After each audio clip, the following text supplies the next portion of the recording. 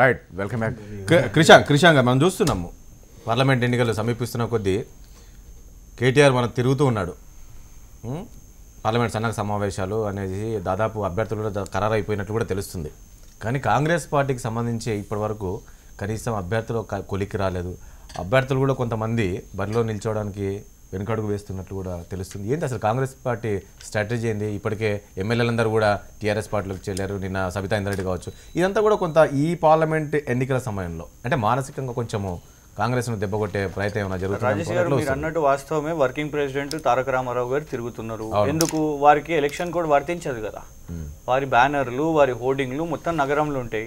కానీ మిగతా నాయకులు, మిగతా పార్టీలు, మిగతా ఏ పార్టీ అయినా కూడా ప్రధాన ప్రతిపక్షాలు వాళ్ళు ఎవరు కూడా ఒక పోస్టర్ వేసుకున్నా, సభలు పెట్టుకున్నా ఎలక్షన్ కోడ్ అని చెప్తున్నారు.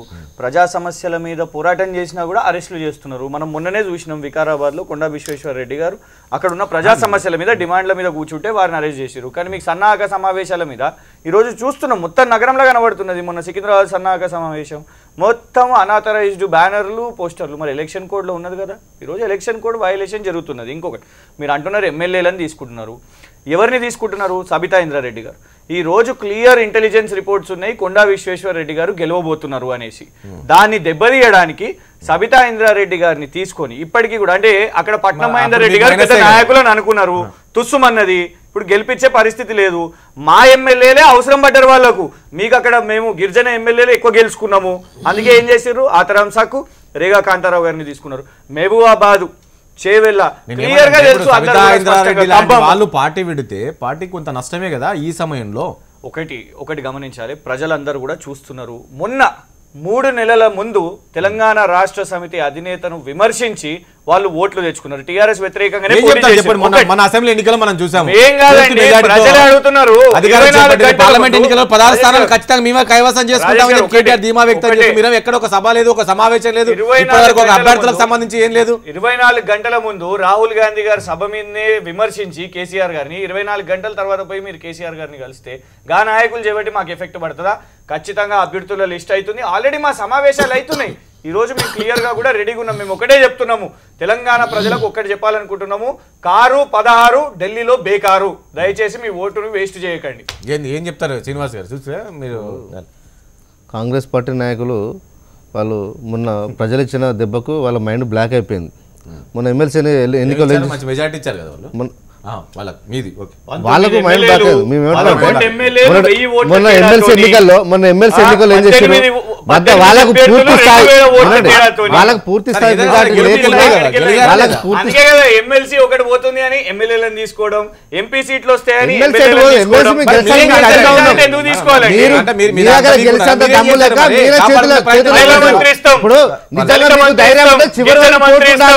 ఎన్నికలకు ఒక రోజు ముందే మేము బహిష్కరిస్తున్నాం అంటున్నారు. ఇప్పుడు నేనేమంటున్నానంటే మొన్న ఎమ్మెల్సీ ఎన్నికలతో ఏ విధంగా అయితే మీరు బహిష్కరించని చెప్పి ఇలా కాంగ్రెస్ పార్టీ నాయకులు మాట్లాడుతున్నారో, రేపు ఎంపీ అభ్యర్థులను కాంగ్రెస్ పార్టీ ఎంపీ అభ్యర్థులు ప్రకటించిన తర్వాత కూడా ఎన్నికలకు 2 రోజుల ముందు మేము తెలంగాణలో లోక్సభ బహిష్కరిస్తున్నారని చెప్పి వాళ్ళు స్టేట్మెంట్ ఇవ్వకపోతే అడగండి. అభ్యర్థులను ఎందుకు ఇంకా ఆలస్యం ప్రకటించడానికి టైం ఉంది కదా, మార్చే అవకాశం ఉందా? కొందరు సిట్టింగ్ ఎలక్షన్ కేసీఆర్ గారు చాలా స్పష్టంగా చెప్పారు, మార్చి 1-2 స్థానాల్లో మార్చామని చెప్పారు. కాబట్టి అది తెలియదు, అది ముఖ్యమంత్రి గారు నిర్ణయిస్తారు, పార్టీ నిర్ణయిస్తారు. కాబట్టి దాని మీద మనం చర్చ పెట్టుకోవాల్సిన అవసరం లేదు. నేను ఏంటంటే ఎన్నికల ముందు 16 స్థానాలు ఖచ్చితంగా 16 గెలుస్తాం. ఇప్పుడు ఇలా ఎక్కడ పోయినా కూడా ఇవాళ మొన్న అసెంబ్లీ ఎన్నికల్లో అయితే ప్రజలు ఏ విధంగా మాకు తీర్పు ఇచ్చారో అంతకంటే బెటర్ మనం కేంద్రంలో చక్రం తిప్పుతామని చెప్పేసి కేటీఆర్ గారు చెప్తున్నారు. ఇప్పటికే 15 మంది ఉన్నారు కదా, ఇప్పటికి ఏం చేశారనేది అడుగుతున్నారు. మరి ఇప్పుడు కేంద్రంలో ఇలా భారతీయ జనతా పార్టీకి ఫుల్ మెజార్టీ వచ్చింది. వాళ్ళు ఎన్డీఏతోని కొన్ని రాష్ట్రాల్లో వేరే ప్రాంతీయ పార్టీతో ఎన్నికలు వేయినప్పటికీ కూడా వాళ్ళకు ప్రాంతీయ పార్టీల అవసరాలు లేకున్నా కూడా వాళ్ళ కేంద్రంలో బీజేపీ ప్రభుత్వం అధికారంలోకి వచ్చింది. అప్పుడు వాళ్ళు మన మాట ఎక్కువ వినలేరు కదా. అదేవిధంగా కాంగ్రెస్ పార్టీ దేశవ్యాప్తంగా 50 స్థానాల లోపే ఉన్న సార్వత్రిక ఎన్నికల వాళ్ళు 14 వాళ్ళు గెలుచుకోవడం జరిగింది. ఇప్పుడు కొన్ని పెరిగినప్పటికీ భారతీయ జనతా పార్టీకి మాత్రం సీట్లు చాలా తగ్గుతాయి. భారతీయ జనతా పార్టీకి 100% ఇలా ఏ సర్వీస్ లో భారతీయ జనతా పార్టీకి సీట్లు తగ్గపోతా ఉన్నాయంటే ఖచ్చితంగా రేపు కేంద్రంలో రేపు టీఆర్ఎస్ పార్టీ కానీ, ఏపీలో జగన్ కానీ, అదేవిధంగా నవీన్ పట్నాయక్ కానీ, మమతా బెనర్జీ వీళ్ళంతా ప్రాంత అఖిలేష్ గారి ఫెడరల్ ఫ్రంట్ ఖచ్చితంగా రేపు దాల్చుకోబోతుందని చూడండి. ఏంటి వేణుగోపాల్ రెడ్డి గారు ఇప్పటి వరకు అభ్యర్థుల విషయంలో ఏంటి బీజేపీ స్టాండ్ ఏంటి? ఒకవైపు ఏమో కేటీఆర్ అంటున్నాడు 16 స్థానాలు మనమే గెలుస్తాం, చక్రం తిప్పుతాం మనం కేంద్రంలో అని చెప్పేసి చెప్తూ ఉన్నారు. ఇప్పుడు నేషనల్ పార్టీస్ అంటే మా నేషనల్ పార్టీస్ ఏవైతున్నాయో అభ్యర్థులను ప్రకటించాలంటే ఇక్కడ మేము స్క్రూటినీ చేసుకోవాలి, ఇక్కడ ఎలక్షన్ సమయం లేదు కదా వినండి, సమయం ఎందుకు లేదు కానీ ఇప్పుడు ఇక్కడ ఎలక్షన్ కమిటీ ఉంటుంది, మా నేషనల్ లెవెల్లో పార్లమెంటరీ కమిటీ ఉంటుంది, ఇక్కడ అయిపోయినాక స్క్రూటినీ చేసినాక అక్కడికి పోవాలి, అక్కడికి పోయినాక ఆడ స్క్రూటినీ కావాలి. ప్రాంతీయ పార్టీలకి ఏమన్నది ఏక్ నిరంజన్, వాళ్ళే కదా టికెట్లు తీసేసేది ఇచ్చేది వాళ్ళే ఇక్కడే కాబట్టి వాళ్ళకి వెరీ ఈజీ. కాబట్టి వాళ్ళతో మమ్మల్ని పోల్చుకోవద్దు, రాజకీయంగా ఎప్పుడు రిలీజ్ చేయాలి, ఎట్లా చేయాలి, అవతల ప్రత్యర్థి కేటీఆర్ గారు మాట్లాడింది తెలంగాణ దాటదు, అందరికీ తెలిసిన విషయం. 16 సీట్లు ఉన్న వాళ్ళే మాట్లాడితే 543 సీట్లకు పోటీ చేసి మేమేం మాట్లాడాలి నేషనల్. ఇప్పుడు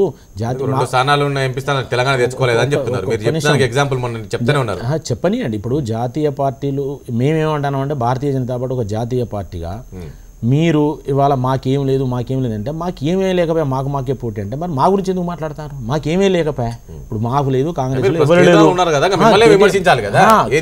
విమర్శించనియండి, నేను విమర్శను తప్పుపడతలేను. ఇప్పుడు జాతీయ పార్టీలకి ఇక్కడ ఏం లేదు, మాకు మేమే పోటీ అంటాడు. మరి మాకు మేమే పోటీ అన్నప్పుడు మలుచుకొని పండగ ఎందుకు మరి ప్రచారం అంతా? ఈ సర్జికల్ స్ట్రైక్ నేను అట్లా అంటలేను. ఇప్పుడు మాకు మేమే పోటీ అన్నాక ఈ ప్రచారం ఎందుకు తిరిగి కాలు బల్బం కట్టుకొని తిరుగుడు ప్రచారం ఎందుకు? తెలంగాణలో మాకు తప్ప ఎవరు మాకు పోటీ లేరని చెప్పి చెప్తున్నారు. పోటీ లేరు కదా, దాంట్లో ఒకరిని తీసుకొచ్చాము బీజేపీలో, కాంగ్రెస్ లో. ఒక్క నిమిషం, పోటీ లేదు కదా వాళ్ళకు, పోటీ లేనప్పుడు ఆ పార్టీ నుంచి ఈ పార్టీ నుంచి తీసుకోవడం ఎందుకు, ఈ ఊరు తిరుగుడు ఎందుకు, ఈ టెన్షన్ ఎందుకు మీకు? అప్పుడే కూర్చుంటే అయిపోయా, మీకు పోటీ లేదా మరిగా మేము ఎవరైనా లెక్కలేలేము అన్నప్పుడు ఆ మాట మాట్లాడద్దు, కూర్చోరు కదా, ఆ మాట మాట్లాడొద్దు. పోటీ లేదు మాకు ఇదే లేదనే అంత అగ్రెసివ్ గా మాట్లాడితే ప్రజలు దాన్ని స్వాగతించరు. అసెంబ్లీ ఎన్నికలు వేరు, పార్లమెంట్ ఎన్నికలు వేరు. మీరు ఒక్క విషయం బీజేపీకి పరిస్థితి అప్పట్లో లేదు అంటారు, ఎందుకంటే లేకపోతే లేకపోనియండి. ఇప్పుడు మేమేం మాట్లాడానో మాకు తెలుసు కదా, మాకు లేకపోని మాకు లేదని వాళ్ళు అనుకుంటాను కదా, లేకపోని కాక ఇప్పుడు మేమేమంటానం తెలుసా, అసెంబ్లీ ఎన్నికలు వేరు, పార్లమెంట్ ఎన్నికలు వేరు. ఇవాళ అసెంబ్లీకి ఓటేసిన వాళ్ళందరూ పార్లమెంట్కి ఓటేస్తారని వాళ్ళు అనుకుంటే భ్రమ వాళ్ళది. ఎందుకంటే పార్లమెంట్ ఎన్నికల ఎజెండా దేశానికి సంబంధించిన ఎజెండా మెయిన్ ప్రజల ముందుకు వస్తుంది. ప్రజలు ఇవాళ అన్ని ఇంటర్నెట్ చూస్తుండ్రు, సోషల్ మీడియా చూస్తుండ్రు, చదువుకుంటున్నారు. 100%. అందుకే కదా బీజేపీ గురించి వాళ్ళు మాట్లాడేది. ఇప్పుడు ఇవాళ నరేంద్ర మోడీ నాయకత్వాన్ని చూస్తారా, దేశంలో పరిపాలించేది కేసీఆర్ నాయకత్వాన్ని చూస్తారా? నువ్వు రాష్ట్రంలో పరిపాలించినప్పుడు కేసీఆర్ నాయకత్వాన్ని చూసి నీ కోటేసిండు, నరేంద్ర మోడీ నాయకత్వాన్ని చూడలేదు. కానీ ఇవాళ నరేంద్ర మోడీ నాయకత్వాన్ని చూస్తారు. ఇది అందరూ గమనించాల్సిన కాబట్టి నేను ఉన్నది చెప్తున్నా. నేను రాష్ట్రంలో కేసీఆర్ నాయకత్వాన్ని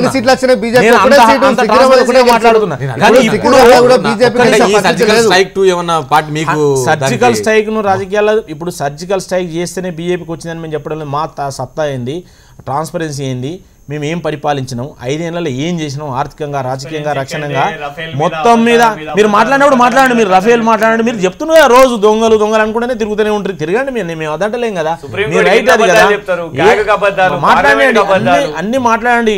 ఇప్పుడు ఇవన్నీ న్యాయస్థానంలో ఉన్న విషయాలన్నీ ఇప్పుడు ఈ ఎన్నికలలో ఆల్రెడీ ఒక్కొక్క మాకు పార్లమెంట్ కు 3 అభ్యర్థుల పేర్లు ఆల్రెడీ ఇప్పటికే పంపించారు.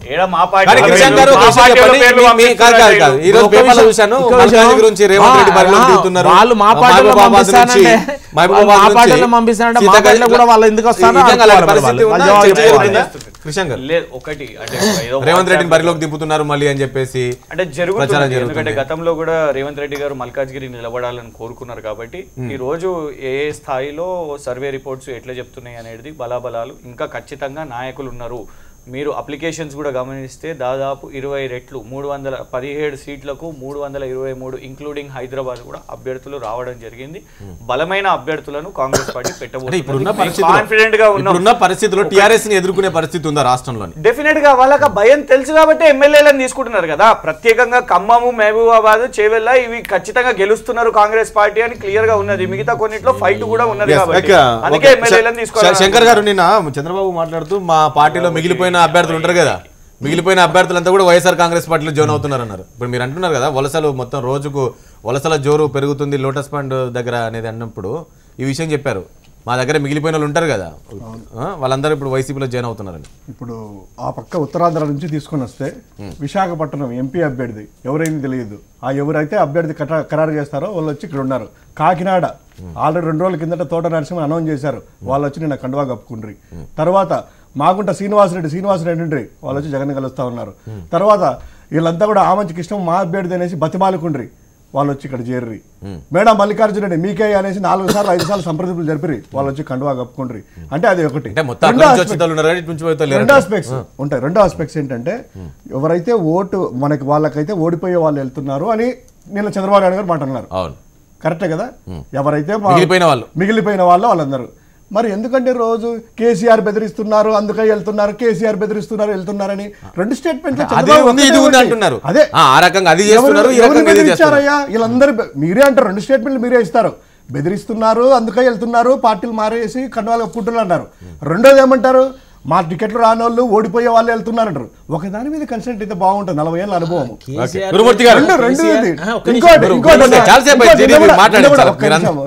ఒక్క నిమిషం నిన్న మీరు అడిగారు కదా నిజంగా బెదిరించేవాళ్ళు. నిజంగా బెదిరించినట్టుగా ఉంటే చంద్రబాబు గారి ఆస్తులు ఎక్కడున్నాయి, మురళీమోహన్ గారి ఆస్తులు ఎక్కడున్నాయి, కేశినేని నాసి ఆస్తులు ఎక్కడున్నాయి, సీఎం రమేష్ చౌదరి ఆస్తులు ఇప్పుడు సైలెంట్ అయిపోయారు.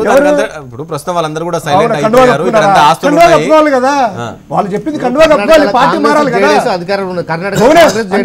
సైలెంట్ గా ఉన్నారు. భువనేశ్వర్ గారి ఆస్తులు ఎక్కడున్నాయి, బాలకృష్ణ ఆస్తులు ఎక్కడున్నాయి, బాలకృష్ణ పోటీ పెట్టట్లేదా, భువనేశ్వర్ హెరిటేజ్ ఆస్తులు ఉన్నాయి, లోకేష్ పోటీ పెట్టట్లేదా, లోకేష్ పోటీ పెట్టట్లేదా, అట్లా కాదు కదా. వాళ్ళ ఆస్తులు హైదరాబాద్ లో చంద్రబాబు నాయుడు ఆస్తులు లేవా, సైలెంట్ ఆస్తులు లేవా, ఇక్కడ బెదిరించినమా, సైలెంట్ అన్నారు కదా. చంద్రశేఖర్ రావు గారే చెప్పారు అలయన్స్ పెట్టుకోమని.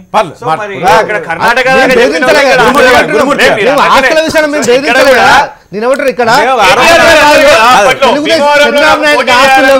తెలుగుదేశం పార్టీ నాయకులు ఆస్తుల కోసం తెలుగుదేశం పార్టీ నాయకులను ఇక్కడ ఏదైతే ఆంధ్రప్రదేశ్ కి చెందిన ఎవరైతే ప్రముఖులు ఉన్నారో వ్యాపారవేత్తలు కావచ్చు, రాజకీయ వాళ్ళ ఆస్తులు ఉన్నాయి, వాళ్ళందరూ కూడా బెదిరిస్తున్నారు అనేది ఒక ప్రచారం చేస్తూ ఉన్నారు. బెదిరించడం అయితే గురుమూర్తి గారు ఏం చెప్తారండి? ఇక్కడ సంతోషంగా ఉన్నారు. ఇక్కడ మిగిలిపోయిన వాళ్ళు వైసీపీలో జాయిన్ అవుతున్నారు నిన్న అన్నారు. మొన్న ఏంటి వ్యాపారస్తు భయపెట్టించి ఇక్కడ పంపిస్తున్నారు కేసీఆర్ మొన్న ఒక స్టేట్మెంట్ ఇచ్చారు. రాజేష్ గారు చెప్పండి. ఖచ్చితంగా ఇండస్ట్రీస్ట్ ని ఎవరైతే పారిశ్రామికవేత్తలు ఉన్నారో వాళ్ళందరినీ కేకేసి వైసీపీకి చేయమని ఖచ్చితంగా కేసీఆర్ గారు బెదిరిస్తున్నారు. నిన్న కూడా ఒక పారిశ్రామిక వేరే రాష్ట్రాన్ని ఏనండి పరిశ్రమలు తీసుకుని నేను వేరే ఆంధ్రాకో లేకపోతే తమిళ ఆధారాలు ఉన్నాయి మీ దగ్గర, మీ దగ్గర ఆధారాలు ఉన్నాయా? బెదిరిస్తున్నారు కేసీఆర్ అవి కూడా పడబాకండి. బట్టగాల్సి మీనేసే విధంగా ఆరోపణలు వద్దు. నేను ఏమంటానంటే మీరు ఆరోపణలు చేసినప్పుడు మీ దగ్గర ఆధారాలు ఉన్నాయా?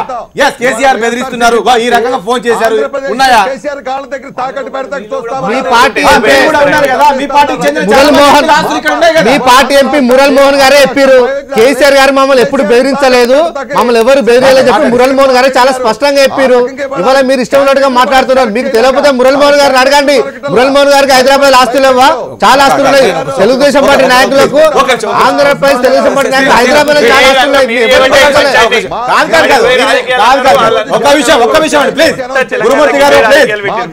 గురుమూర్తి గారు ఊరికే బట్ట కాల్సి మీనేసే విధంగా ఆరోపణలు వద్దండి. మీ పార్టీకి చెందిన ఎవరు మురళీమోహన్ గారు ఉన్నారు, సుజనా చౌదరి ఉన్నారు, సీఎం రమేష్ ఉన్నారు. అంటే మీ పార్టీలో ఉన్న వాళ్ళ ఆస్తులన్నీ కూడా తెలంగాణలో ఉన్నాయి, హైదరాబాద్ లో. వీళ్ళందరినీ బెదిరించారా? రామోజీరావు ఆస్తులు ఇక్కడే ఉన్నాయి. బెదిరించారా? అంటే ఇలాంటి ఆరోపణలు చేసి మీరు ఎన్నికలు గెలవాలని చూస్తున్నారా అని చెప్పి బయట పెడతాం. ఖచ్చితంగా బెదిరిస్తున్నారు.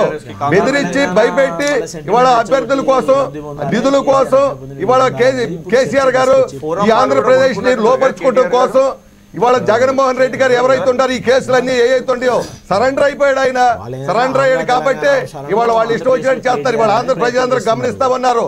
ఎందుకంటే ఇవాళ మా రాష్ట్రం యొక్క ప్రయోజనాలనే కేసీఆర్ గారి దగ్గర నరేంద్ర మోడీ గారు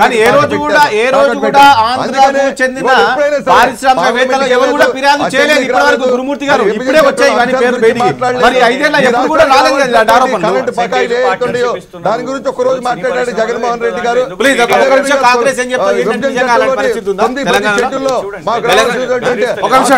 మాట్లాడడం ఈ రాష్ట్రాన్ని తాకట్టు పెట్టేశారనేది ఇవాళ ఆంధ్ర రాష్ట్ర ప్రజలందరూ కూడా గమనిస్తా ఉన్నారు.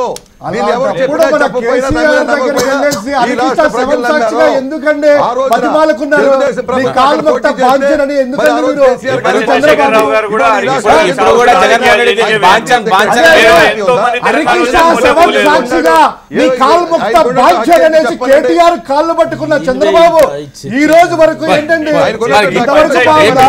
ఇవాళ టీఆర్ఎస్ పార్టీ ఈ రాష్ట్రం మీద గుర్తు పెట్టుకోవాలనుకున్నారు. ఎందుకు శిలాఫలకం మీద రాజధాని శిలాఫలకం మీద కె చంద్రశేఖరరావు గారు పేరు పెట్టి అమరావతికి తీసుకెళ్లేసి సన్మానం చేశారు. తప్ప కాదండి, అంత ద్వేషం అంటున్నారు కదా, పరిస్థితులు కలవడమే తప్పంటున్నారు కదా. కాలానికి అనుగుణంగా పరిస్థితులు మారినాయి కాబట్టి చెప్తున్నారు. అదే కదా, అంటే మీకు అనుకూలంగా వస్తే ఇలా, వ్యతిరేకంగా వస్తే ఇలానా? తెలుగుదేశం పార్టీ మళ్ళీ ఆంధ్ర తెలంగాణ ప్రజల మధ్యలో ఏదో విష బీజాలు నాటి అక్కడ లబ్ధి పొందుదాం. మన కేసీఆర్ సెంటిమెంట్ చంద్రబాబు కేసీఆర్ ఏమన్నాడండి, కేసీఆర్ ఏమన్నా ప్రజల మధ్యలో వైషమ్యాలు సృష్టించి ఆంధ్రలో ఉండొద్దు, తెలంగాణ వాళ్ళు ఆంధ్ర వాళ్ళు ఏమన్నా మాట 5 ఏళ్ళు వాళ్ళు పరిపాలించారు, ఎక్కడో చిన్న ఘర్షణ లేదు, ఎందుకు మాట్లాడుకోవాలి, ఉన్నది మాట్లాడుకో. ఇప్పుడు ఆ ఇష్యూ తీసుకొచ్చి పబ్లిక్లో మనం విభేదాలు సృష్టించడం కరెక్ట్ కాదు. ఇప్పుడు కేసీఆర్ని సెంటర్ పాయింట్ చేసి నువ్వు ఎన్నికల్లో ఓదాల్చుకుంటే అక్కడ ఆ సెంటిమెంట్తో నేను బెనిఫిట్ అవుతాను అనుకుంటే నీ రాజకీయంగా 5 ఏళ్ళు నువ్వు వైఫల్యం చెందినావని పరోక్షంగా ఒప్పుకుంటున్నావు చంద్రబాబు నాయుడు. అది గుర్తుపెట్టుకోవాలి ఫస్ట్. కాబట్టి ఇక్కడ ఉన్న వాళ్ళు, తెలంగాణలో ఉన్న వాళ్ళందరూ క్షేమంగానే ఉన్నారు. రాజకీయాన్ని రాజకీయంగా మాట్లాడుకుందాం. నువ్వు డెవలప్మెంట్ విషయంలో కానీ, సంక్షేమం విషయంలో కానీ, పాలనా విషయంలో మాట్లాడు తప్పలేదు. కేసీఆర్ మీదనైనా వెళ్ళాను, కానీ అది ఇడిచిపెట్టేసి ప్రజలను మళ్ళీ రెచ్చగొట్టి కేసీఆర్ తప్పంటాను కదా. ఒక్క నిమిషం అండి, ఇప్పుడు మీ కేసీఆర్ సెంటిమెంట్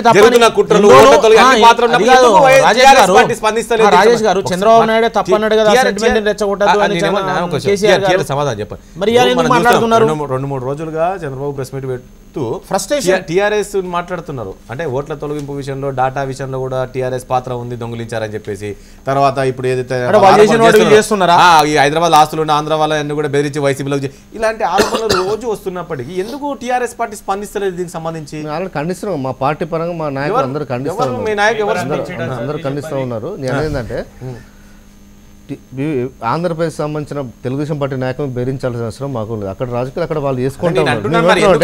ఆంధ్రలో జగన్ రావాలని మేము కోరుకుంటున్నాం, రేపు చంద్రబాబు నాయుడు రావద్దని కోరుకుంటాం తప్ప వేరే. ఎందుకంటే ఫెడరల్ ఫ్రంట్ కు జగన్ గారు సానుకూలంగా వ్యక్తం చేశారు కాబట్టి సహజంగా మేము రేపు ఫ్రంట్ లో మాకు అవసరం కాబట్టి అట్లా కోరుకుంటాం తప్ప వేరే ఏం లేదు.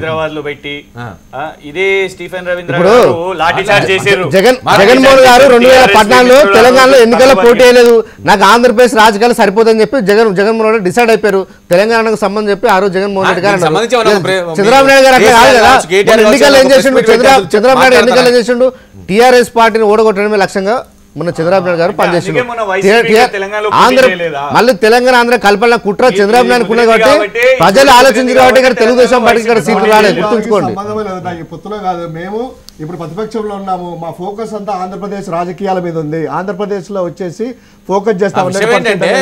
చూస్తున్నాం కదా, వారం రోజులుగా చూస్తే ప్రతిరోజు కూడా చంద్రబాబు ప్రెస్ మీట్ పెట్టినప్పుడు కేటీఆర్ టాపిక్ వస్తుంది, కేటీఆర్ కేసీఆర్ గురించి వస్తుంది, ఇక్కడ జరిగే వీళ్ళు కుట్రలు చేస్తున్నాను. ఈ రోజు వరకు కూడా స్పందన లేదు కదా, ఎందుకు స్పందిస్తలేరు? రామారావు గారు ఫస్ట్ డే మాట్లాడినారు, వారు గతంలో కూడా ఏమన్నారు అంటే అవసరం అయితే భీమవరంలో నేను పోటీ చేస్తా, చాలా మంది మిత్రులు ఎప్పుడు అభిమానులు ఉన్నారని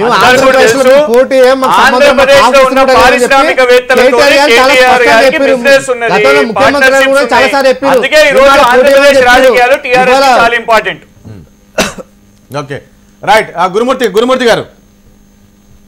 గురుమూర్తి గారు ఏంటి మనం చూస్తున్నాము, మనం శంకర్ గారు చెప్తున్నట్లు పార్టీలో అన్ని పార్టీలు మారుతూనే ఉన్నాయి. మొత్తం టీడీపీకి చెందిన ఎంపీలు కావచ్చు, కొంతమంది ఇంకా మరికొంతమంది కూడా రాబోతున్నారు అని చెప్పేసి కూడా తెలుస్తుంది. ఏంటి అలాంటి పరిస్థితి ఉందా టీడీపీలో? నాకు ఆడియో కట్ అయిందండి, నాకు అది ఫోన్ కట్ అయింది రాజేష్ గారు. అంటే అందరూ టీడీపీ టీడీపీ అంతా ఖాళీ అవుతున్నది కాబట్టి వాయిస్ కట్ అయింది. ఒక్క నిమిషం, ఇప్పుడు ఏనొస్తుంది, ఇప్పుడు ఏంటంటే టీడీపీ అంతా ఖాళీ అవుతున్నది. ఈ ఖాళీ అవుతున్న క్రమంలో అసలు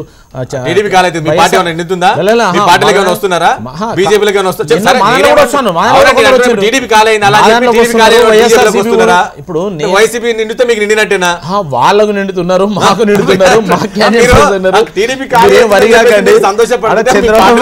చంద్రబాబు నాయుడు దుకాణం ఖాళీ అవుతున్నది,